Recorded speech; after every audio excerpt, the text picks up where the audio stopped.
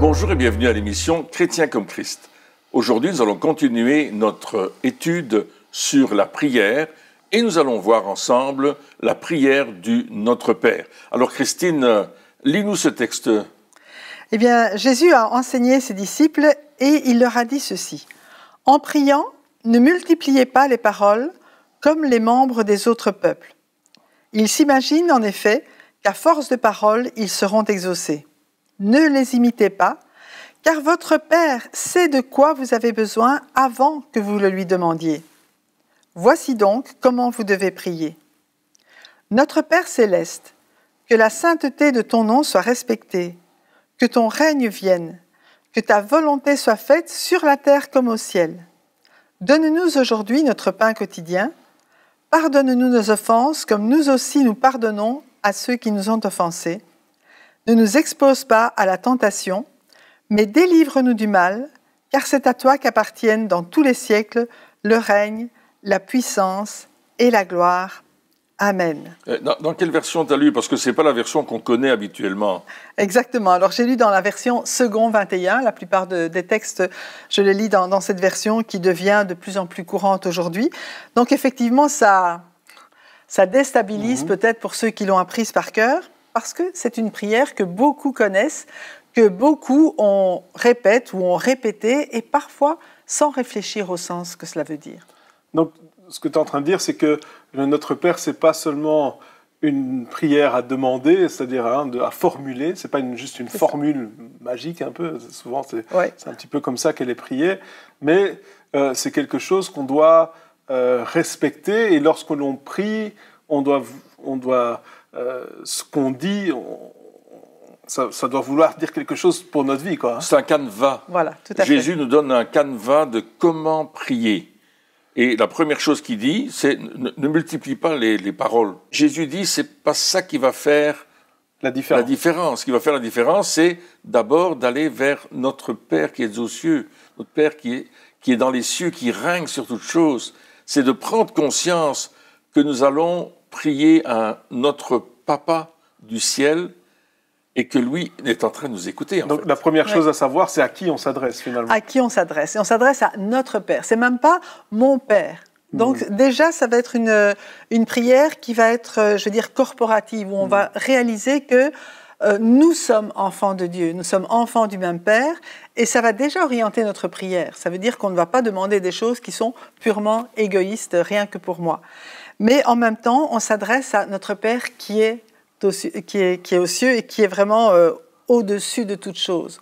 On réalise qu'on s'adresse à celui qui a tout pouvoir et toute autorité pour répondre à nos prières. Donc ça sous-entend l'unité. Oui. Notre Père, c'est-à-dire qu'on sous-entend de ne pas faire les choses tout seul, mais l'unité. Et puis, comme tu disais, notre Père, c'est-à-dire que on est privilégié quelque part, on n'est pas, donc c'est pas Monsieur le ministre ou Monsieur le président ou Monsieur le roi, c'est Votre Majesté, non, on est prioritaire, on a un accès prioritaire. Et puis la troisième chose qui est dans les cieux, c'est-à-dire que il est au-dessus de tout. Donc lorsque on prie, on doit réaliser que on demande cette prière, elle est faite à celui qui peut absolument tout et pour qui l'impossible n'existe pas pour Dieu. C'est absolument ça. Et d'abord, il est notre Père parce que nous sommes nés de nouveau, non pas, comme dit l'apôtre Jean dans son premier chapitre, il dit « Nous ne sommes pas nés de la volonté de l'homme, mais nous sommes nés de Dieu. Nous sommes devenus des enfants de Dieu parce que nous avons accepté Jésus-Christ. » Et c'est pour ça qu'il est devenu notre papa. C'est pour ça que nous sommes frères et sœurs. C'est pour ça qu'on peut s'adresser à notre papa parce que lui, il est en train de nous écouter. Et il est, comme tu disais, au-dessus de toute chose. Il domine sur toute chose.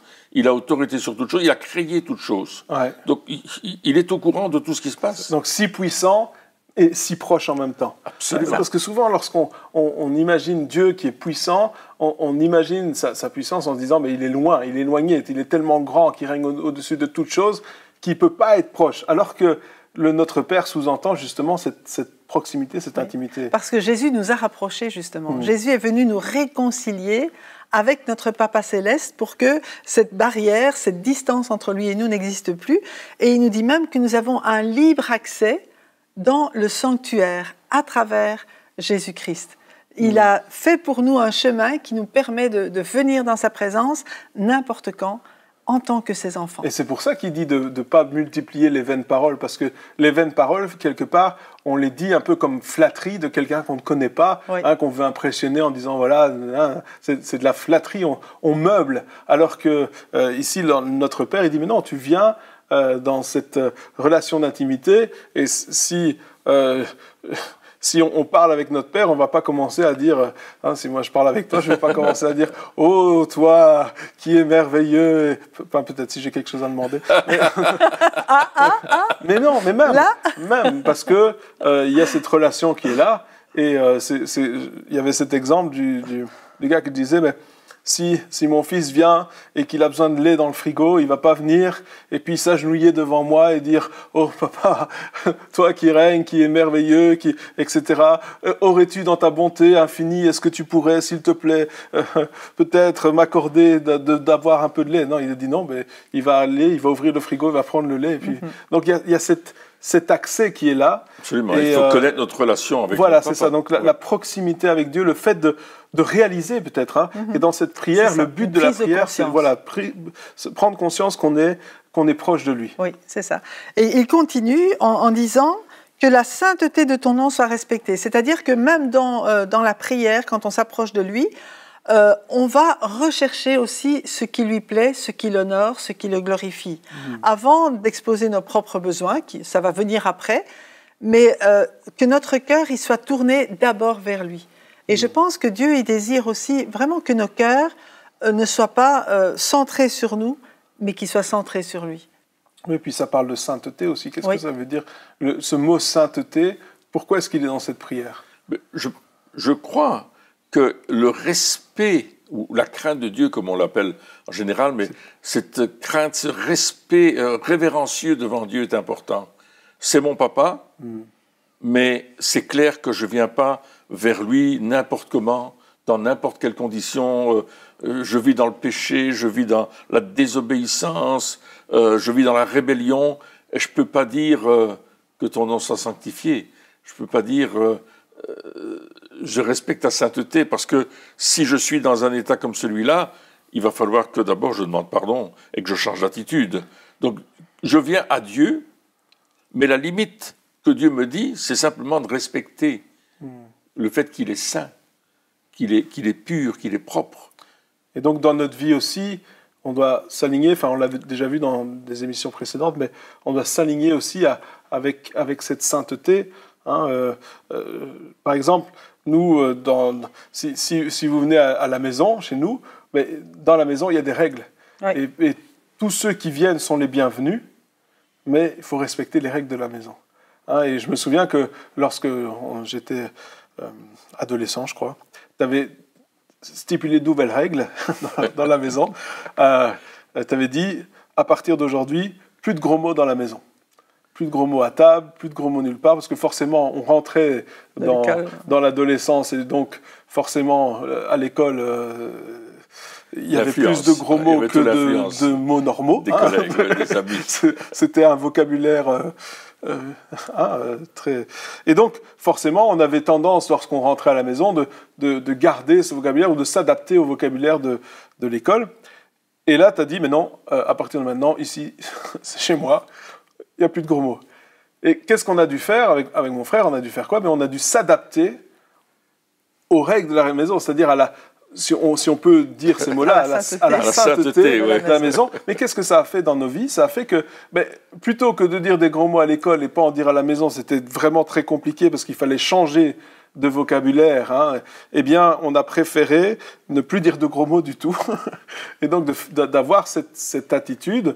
Et c'est ça, quelque part, que ton nom soit sanctifié, c'est-à-dire, je comprends les règles du royaume, je comprends les règles que Dieu a, et voilà, que sa sainteté de son nom, je la comprends, et je ne vais pas avoir une double identité ou une double vie.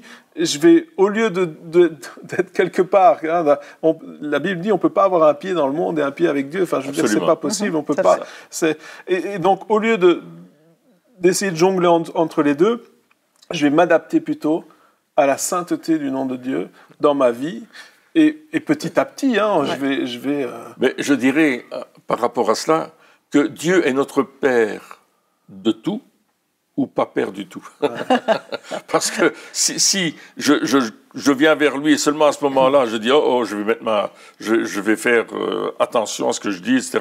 Mais en dehors de ça, je vis n'importe comment. C'est clair que je respecte pas cette sainteté qui est la sainteté de mon Dieu. Et ça, c'est le point de départ. C'est mon papa. Mon papa, il est saint. Je vais pas venir vers lui avec des saletés. Dans une vie indisciplinée et rebelle, mais je vais vers lui avec une vie pleine d'amour, pleine de respect, et en sachant que lui, il m'aime. Et même si j'ai quelque chose qui ne va pas, je sais qu'il m'aime. Ceci dit, ça ne doit pas nous empêcher, parce que sinon les gens vont dire pour pouvoir venir près de Dieu, il faut que je sois parfait. C'est impossible. Hein, donc il faut venir tel que nous sommes, mais avec ce désir, je pense, de marcher sur un chemin de sanctification.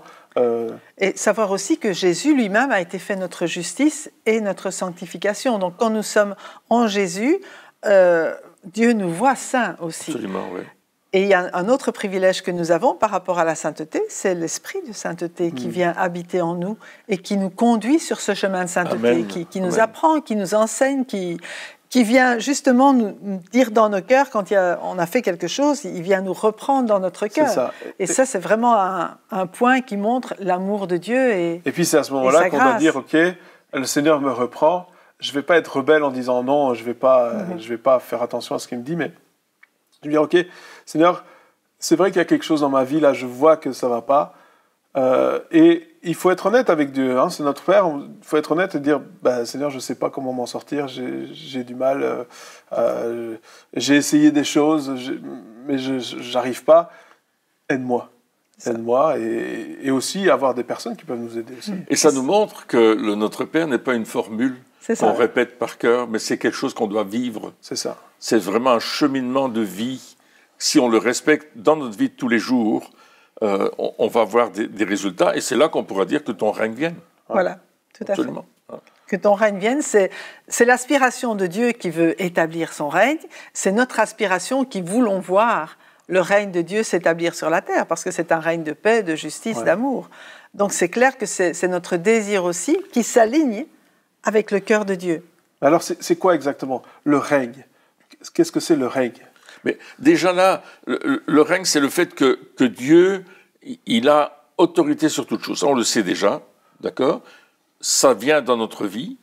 Et puis nous, on est porteurs de ce règne-là. Parce que le roi, il vit en nous. Jésus, c'est le roi, il vit en nous.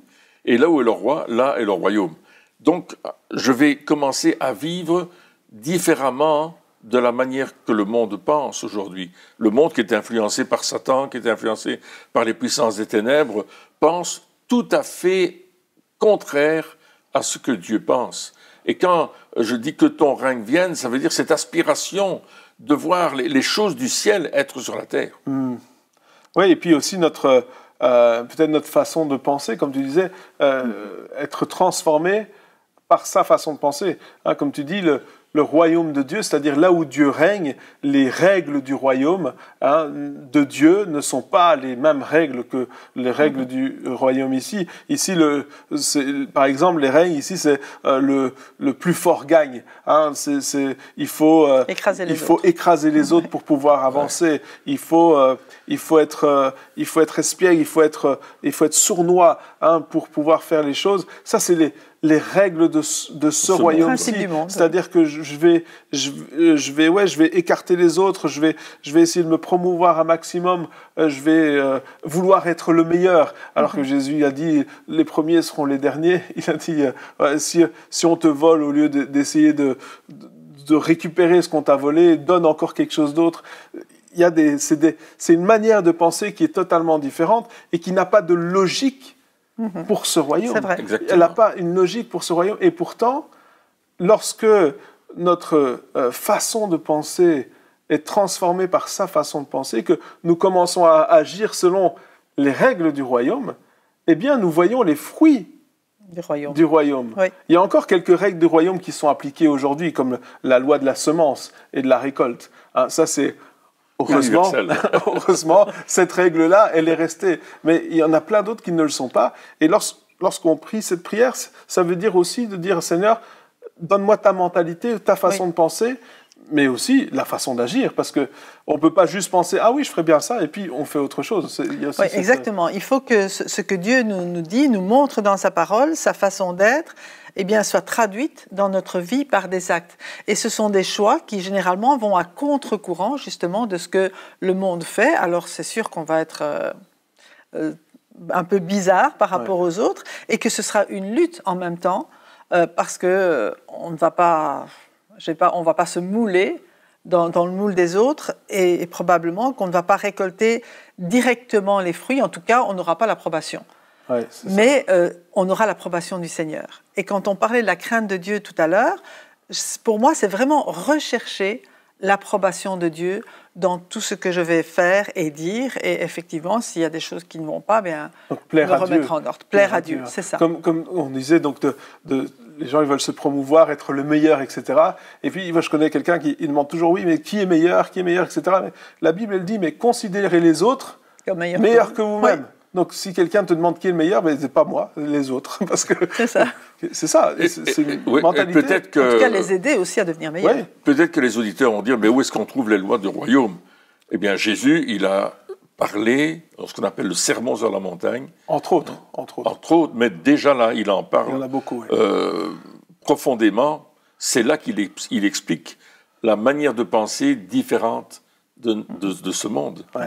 Il change notre mentalité si on applique ces choses, si on les comprend, si on les reçoit par le Saint-Esprit et par notre intelligence aussi, eh bien, on va comprendre les lois du royaume dans le sermon sur la montagne. Et je pense que ça, c'est quelque chose d'important. Donc, relisez Matthieu 5, 6, 7. Ouais. Vous allez voir qu'il y a déjà des choses qui sont déjà dites par Jésus, qui vont nous aider à voir ce royaume ou ce règne et la volonté de Dieu se faire sur la terre comme elle se fait au ciel. Ouais, donc c'est ça. Donc, ensuite, que ton règne vienne, que ta volonté soit faite sur la terre comme au ciel. Oui. Donc on a ce désir de dire, Seigneur, je ne veux pas, quelque part, c'est déjà dire, pas ma volonté, mais la tienne. Ça commence par ça. Oui, tout à fait. Tout à fait. C'est pas ma volonté et je veux moi-même, je veux dire, le règne de Dieu, il commence dans ma vie. Je ne peux pas demander à Dieu de régner sur le monde si je ne le laisse pas d'abord. Et souvent, c'est un peu l'image qu'on a. Lorsqu'on prie cette prière, on dit que ton règne vienne, et on n'imagine pas que ton règne vienne sur moi. Non. Que ton règne vienne sur les autres, sur le pays, dans le monde, hein, la paix sur la terre. Ça commence par nous. Mais c'est ça commence par que ton règne vienne. Ah, pour moi. Ah, ok. Que ton gouvernement, tes règles, tes lois.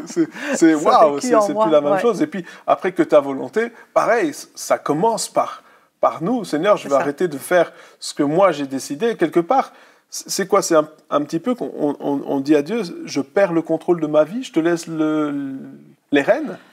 C'est pas vraiment perdre le contrôle, parce que c'est toujours une collaboration. D'accord. Donc ça reste un choix, mais mon choix, c'est de faire ce que tu veux. Donc je ne perds pas le contrôle parce que Dieu ne vole pas notre volonté. Il nous laisse toujours libres, mais en même temps, il nous veut collaborateurs avec lui. Et il va nous conduire vraiment dans ses voies. Et n'oublions pas que ces voies conduisent et nous apportent quand même une joie et une paix que le monde ne connaît absolument pas en faisant ce qu'il veut. On n'est pas heureux en faisant ce qu'on veut, mais on trouve le bonheur en faisant ce que Dieu veut. Et puis Dieu fait de nous ses collaborateurs, comme tu viens juste de le dire, pour que la volonté de Dieu qui se fait au ciel, on puisse la voir sur la terre. C'est vraiment une prière importante de trouver la volonté de Dieu dans la parole de Dieu. C'est là qu'on va trouver toute la volonté de Dieu. Le Saint-Esprit va nous éclairer pour des choses précises, mais on veut que cette volonté-là, ce qui se passe au ciel, on veut que ça se passe sur la terre. Donc ça veut dire qu'on doit réaliser la réalité du ciel aussi. Absolument. Que le ciel n'est pas seulement un endroit où on ira quand on sera mort, mais qu'on a un accès, on a un libre accès au ciel maintenant, déjà maintenant. Et donc on doit réaliser aussi, demander à Dieu, mais Seigneur, dans cette situation-là, quelle est ta volonté? Qu'est-ce qui est qui est fait au ciel? Comment ça doit se terminer? Et pour qu'on prie pour qu'elle arrive sur la terre. Oui, c'est ça. Et en plus, Dieu nous a révélé sa volonté justement dans sa parole. Ouais. La Bible est vraiment un livre qui nous révèle ce que Dieu veut, quels sont ses plans, quel est son cœur. Et il nous dit que lorsque nous demandons quelque chose selon sa volonté, nous savons qu'il nous écoute. Si nous savons qu'il nous écoute, nous savons qu'il répond à nos prières, qu'il nous exauce, quelle que soit la chose que nous demandons. Donc peut-être la première chose avant de demander quelque chose, c'est de rechercher dans sa parole, mais quelle est ta volonté? Qu'est-ce que tu as révélé comme volonté? Bon, souvent, on parle bien sûr de guérison, et il est clair dans la parole de Dieu, quand on lit tous les passages où Jésus a guéri les malades, que la volonté de Dieu, c'est de guérir. Donc on sait que quand on demande une guérison, on est dans le plan de Dieu. Si on prie pour que quelqu'un vienne au Seigneur, pour qu'il soit touché par le Saint-Esprit, on est dans le plan de Dieu. Il nous dit de prier pour tous les hommes. Donc il y a des tas de choses qu'on peut demander à Dieu et qui vont amener sa volonté à être accomplie sur la terre. Et oui, il y a des situations qu'on vit aussi où là, il n'y a pas d'écrit dans la Bible. C'est-à-dire, est-ce qu'il faut aller à gauche ou à droite? Qu'est-ce qui doit se passer ça? Donc là, il n'y a pas vraiment de... Et là, c'est à ce moment-là qu'on doit chercher le Saint-Esprit. Quelle est ta volonté? Parce que je ne veux pas que ce soit ma volonté qui s'accomplisse, mais la tienne. Alors, quelle est ta volonté? Révèle-moi. Ouais. Et on peut demander peut-être comment est-ce qu'on fait pour demander à Dieu de nous révéler sa volonté, justement. Mais il y a plusieurs choses. D'abord, il y a la parole de Dieu. Pour un sujet précis, une demande précise dans une direction bien particulière, on va dire, Seigneur, éclaire-moi, quelle est ta volonté? Déjà là, quand j'ai compris cela, je sais que j'ai déjà une direction.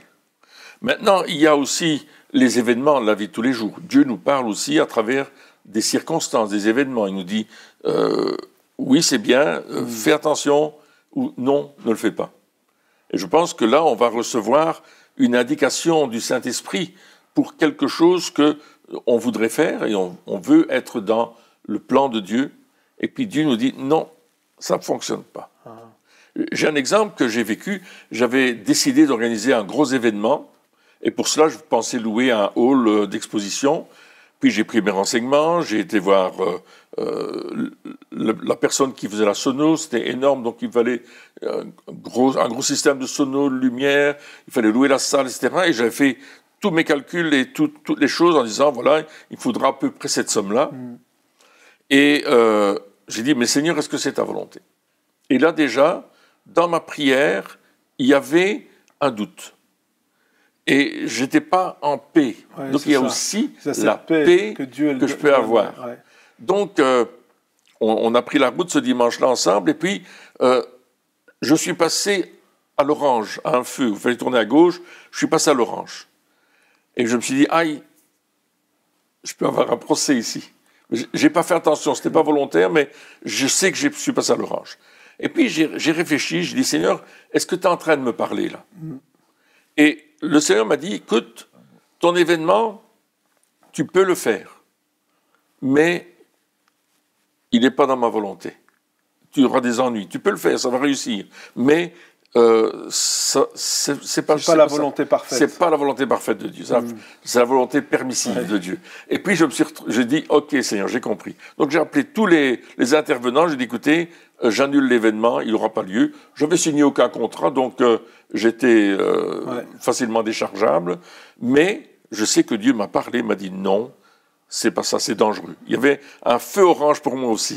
Donc il y a une histoire de paix aussi. De absolument. Paix. Je pense que moi aussi, lorsque je prie souvent, je dis Seigneur, est-ce que c'est ça? Et des fois, c'est la volonté de Dieu, mais c'est pas le temps. Absolument. Des fois, c'est ce que Dieu veut. Donc on sait que c'est juste, mais quelque part, on se dit, c'est pas le moment. Et puis à un certain moment, hop, c'est comme si les choses se dégagent. Se débloquent. Ça se débloque. Et là, tu dis... Ça y est, c'est maintenant, c'est le moment, je peux y aller. Donc il y a aussi cette paix intérieure que le Saint-Esprit nous donne lorsque on sait que c'est dans la volonté de Dieu. Et donc c'est important de pouvoir dire, voilà, je veux faire ta volonté. Oui. Et en fait, parfois, il y a des situations, des choix qu'on doit faire et qui sont humainement risqués. Alors il y a peut-être un combat intérieur aussi.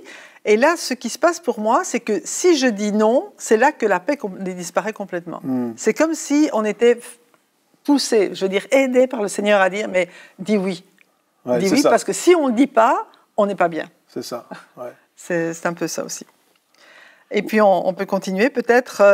Donne-nous aujourd'hui notre pain quotidien. Là, ce sont enfin nos besoins. Voilà, la provision de la Dieu. provision de Dieu qui est là. Mais Dieu a dit, mais de toute façon, Dieu, votre Père sait que vous en avez besoin. Mais malgré tout, ça fait du bien d'exposer, ouais. et d'exposer nos besoins à Dieu. Comme on l'a vu dans les émissions précédentes. Ouais. Pardonne-nous nos offenses. Là, je pense qu'on en a parlé aussi, comme nous pardonnons aussi à ceux qui nous ont offensés. De la même manière. De la même manière. Que nous pardonnons. Donc ça veut dire que notre pardon, il doit aussi être complet. Comment est-ce que la question qu'il faut se poser lorsqu'on pardonne, c'est comment est-ce qu'on veut que Dieu nous pardonne? À quel point est-ce qu'on veut, ou de quelle manière? Est-ce qu'on veut que Dieu nous pardonne, mais qu'il nous en veuille encore? Ce genre de choses. Ou bien qu'il s'en souvienne. Ou qu'il s'en souvienne. Ou qu'il nous rappelle. Comment est-ce qu'on veut que Dieu nous pardonne? C'est moi, je veux que Dieu me pardonne, je veux qu'il oublie tout, que ça ne soit jamais passé. Enfin, voilà. Et donc, ça veut dire aussi que mon attitude par rapport aux autres doit être la même. Puis je dois reconnaître mes offenses. Ouais. Si je dis à Dieu, pardonne mes offenses, il faut que je reconnaisse que j'ai offensé quelqu'un, que je n'ai pas été en accord avec la parole de Dieu dans certaines situations, et que j'ai fait le contraire de ce que Dieu me demandait de faire. Absolument. Donc, Seigneur, pardonne-moi, pardonne mes offenses, mais une fois que c'est fait, il me dit, il va un pas plus loin, pardonne ceux qui t'ont offensé. Ouais. Oh, Seigneur, j'ai vraiment pas l'envie, écoute, le Seigneur dit si, fais-le. Mais ça s'apprend. Ça s'apprend. C'est quelque chose qui s'apprend. La première fois, c'est difficile, et puis après, à force, on attrape une bonne habitude. Le Seigneur nous aide là aussi, ça c'est bien. Et puis il dit, ne nous expose pas à la tentation. Il y a d'autres traductions qui disent, ne nous soumets pas à la tentation, ne nous permet pas de tomber dans la tentation. Ouais. Ça veut dire que là aussi, on s'attend au Seigneur pour nous aider, pour nous garder et pour nous donner les bonnes attitudes dans la tentation. Et on est conscient qu'il y aura des tentations. Et il y aura des tentations. Ça veut dire qu'on ne met pas la tête dans le sable en disant, je n'aurai aucun problème. Mais ça veut dire qu'on dit, OK, il y aura des choses, mais Seigneur, je sais que tu es avec moi. Oui. Et peut-être qu'on peut dire, quand on arrive devant cette tentation, dire, Seigneur, aide-moi, s'il te plaît, à l'aide, au secours. Et on a le droit de faire ça. Et puis le Seigneur, il va nous aider, il va faire quelque chose. Moi, je me souviens, une fois, je m'étais disputé avec mon épouse, et puis je voulais partir, donc j'ai pris la voiture, et je voulais partir, et là, la voiture ne s'est pas allumée. Ça, c'est vraiment un bon miracle. Et là, j'ai dit, OK, j'ai compris. Je rentre à la maison. J'ai pas une bonne attitude. Mais si la voiture avait démarré, je serais parti et ça aurait continué. Ouais, alors que le Seigneur m'a aidé dans la tentation. M'a aidé dans la tentation de garder la dispute. Donc, voilà, on peut demander à Dieu cette aide. Mais c'est vrai que l'épreuve, c'est parce qu'on est dans la volonté de Dieu qu'il n'y aura pas d'épreuve. Ouais. Trop souvent, les gens disent, mais moi, je suis dans la volonté de Dieu, il n'y aura pas d'épreuve. Paul est parti, envoyé par l'Église d'Antioche. Il était envoyé par l'église d'Antioche. Et là, il s'est retrouvé en prison. Ouais. Pourtant, il était envoyé, il était dans la volonté de Dieu, il est en train d'implanter des églises. Mais ça, c'est les épreuves. Il y a une épreuve. Autre chose et que puis, c'est oui, le mot tentation, épreuve, dans le grec, c'est le même mot. Voilà. Mais délivre-nous du mal ou du malin. Et Dieu nous délivre aussi du diable, parce que la tentation vient du diable. Ouais. Le malin, il essaye de nous avoir, mais Dieu est notre délivrance. C'est lui qui nous délivre. Amen. Ouais. Et car c'est à toi qu'appartiennent le règne, la puissance. Et là, on donne toute la gloire à Dieu pour ce que lui fait. Amen. Eh bien, chers amis, merci de nous avoir suivis encore pour cette émission. On se retrouve très bientôt pour la suite. Au revoir.